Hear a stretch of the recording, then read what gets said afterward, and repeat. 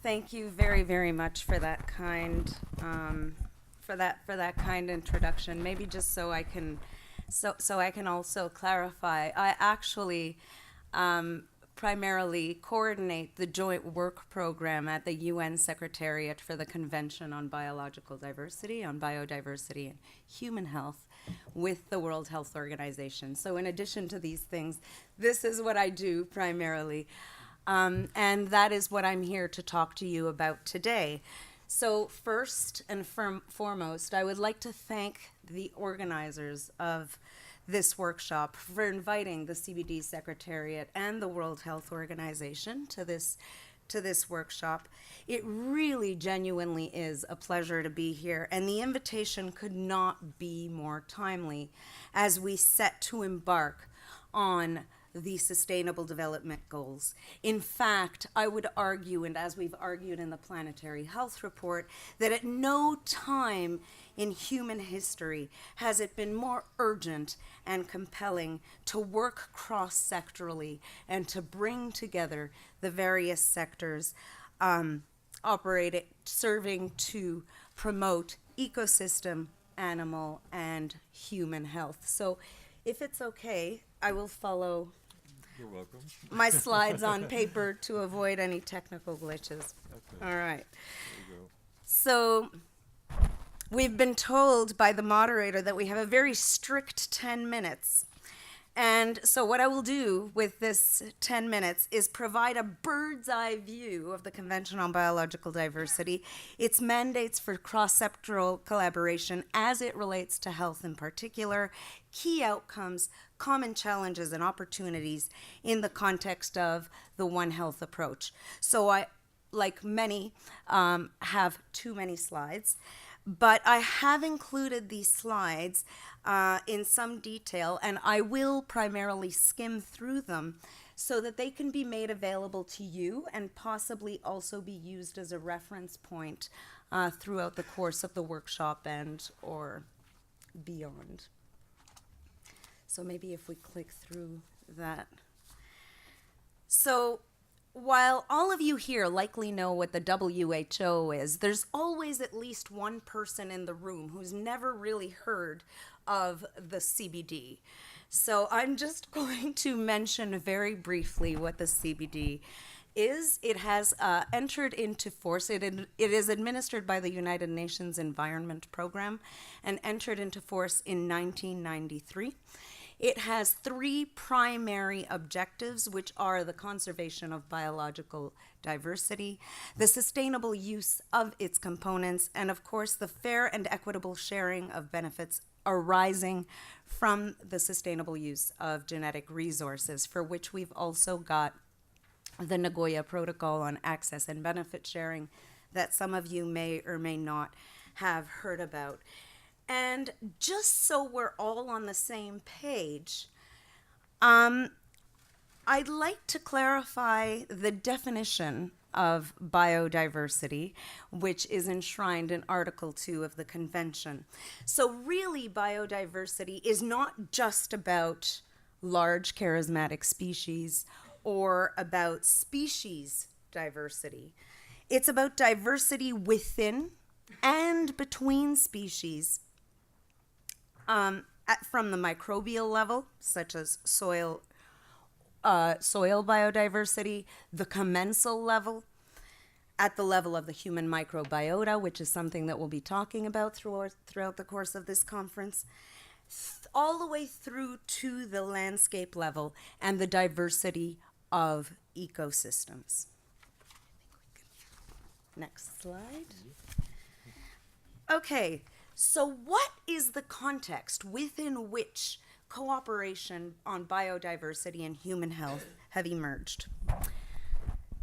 Going through it very quickly, by the turn of the century, the international community was faced with the very stark realization that biodiversity was being lost and ecosystems eroded at unprecedented rates. So giving you just one small figure, according to the Living Planet Index, vertebrate species alone were estimated to be declining by approximately 1/3, with each freshwater, marine, and terrestrial species declining. And with birds and mammals used for food and medicine facing a greater risk of extinction. So these are just vertebrate species, and it doesn't even account for invertebrate species, which can provide critical sources of nutrition.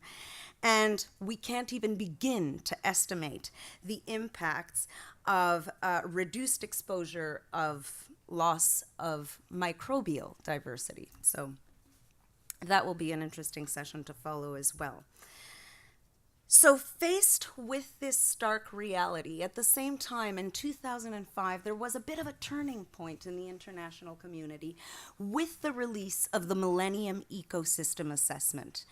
So one of the key findings of the MEA at the time was that no less than 2/3 of ecosystem services essential to human health were in decline.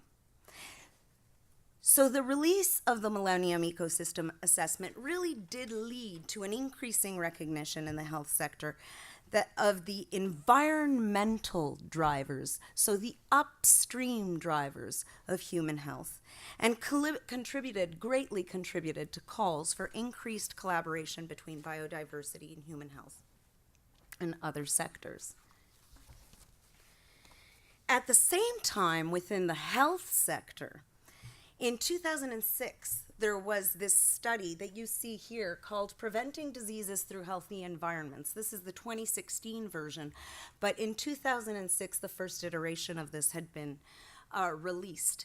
And it demonstrated that no less than 1/4 of the environmental burden of disease of the global burden of disease was attributable to environmental factors. So as I said, this was way back in 2006. 10 years later, this study was again re-released by the World Health Organization and updated, and we see that still today, approximately the same proportion of the burden of the global burden of disease remains attributable to environmental factors. I think we'll have to keep going. Yeah. So in terms of mandates that the CBD has received, before even what you see here as COP7, at the 5th Conference of the Parties in 2000, the Conference of the Parties adopted the ecosystem approach as the primary framework for action under the convention. And in the years that followed, it gradually began to collaborate with other international organizations, primarily with the Food and Agriculture Organization in the first few years, to really mainstream biodiversity as a source of food security, nutrition, as a source of traditional food cultures that were becoming eroded, and as a contribution to sustainable livelihoods. So at the 8th Conference of the Parties, something called the Cross-Cutting Initiative for Food and Nutrition was established. And in some ways, it was a clear indication of an holistic and integrative approach to ecosystem management and human health. Moving further ahead still,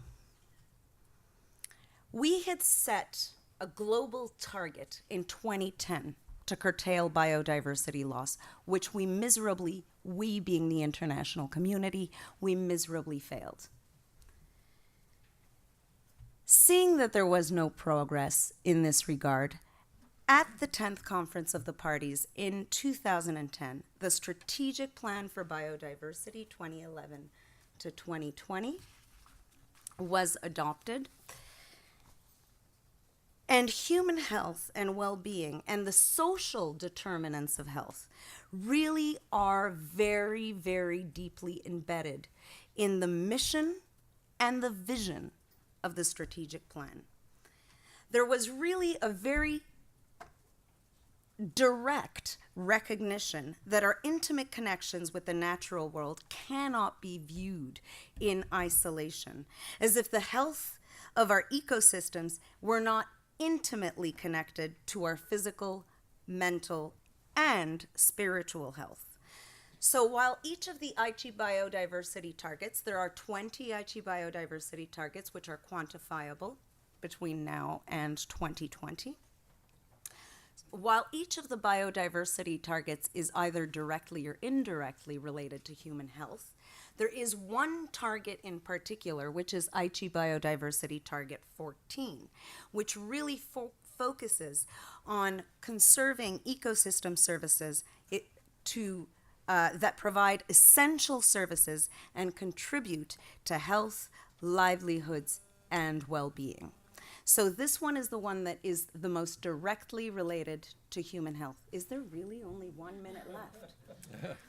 Okay, well, so as I said, all of these slides are here for your future reference. So what I'm going to do is, in the course of this last minute, skip through the slides where maybe tell you that this slide will then show you the intimate connections between biodiversity and human health in each of the Aichi targets, so opportunities for the health sector, whereas the next slide really talks about how collaboration between CBD and WHO began to emerge. And moving on, within the context of this collaboration, we began to prepare a series of collaborative works together, beginning with Our Planet, Our Health, Our Future, which was published jointly with WHO and the 3 Rio conventions. But at the same time, there was also an effort to begin a series of regional capacity building workshops on biodiversity and human health, which were held in both the Africa regions and the America regions, spanning some 60 countries. And one thing that became very clear was that to bridge the science policy interface, we needed to have this evidence made available and understandable to policymakers. And this is how the 2-year process that led to Connecting Global Priorities, Biodiversity and Human Health. And I know this seems like a small publication here. The full volume is actually 365 pages. This is the short summary containing some of the key messages, all of which are available online. Yes. So we do cover 9 thematic areas and 3 cross-cutting issues in Connecting Global Priorities. Unfortunately, we won't have time to go through them here right now. However, I'm happy to answer some of those questions as they arise. And I believe this comes close to the end of my time. But maybe if I could just focus on one last slide. So if we could just move forward. No, this is the Lancet report right here. Okay, so we're going to leave it on this slide here. And what this is the very first decision on biodiversity and human health that arose from the 12th Conference of the Parties.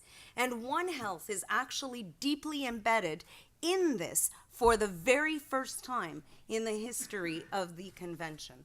So it recognizes the value of the One Health approach to address the cross-cutting issue of biodiversity and human health. So there is now a formal mandate to work within the CBD and WHO joint work program on biodiversity and human health to integrate the One Health approach and to build capacity and raise awareness across parties. But there's also a mandate for parties to implement these aspects of the decision.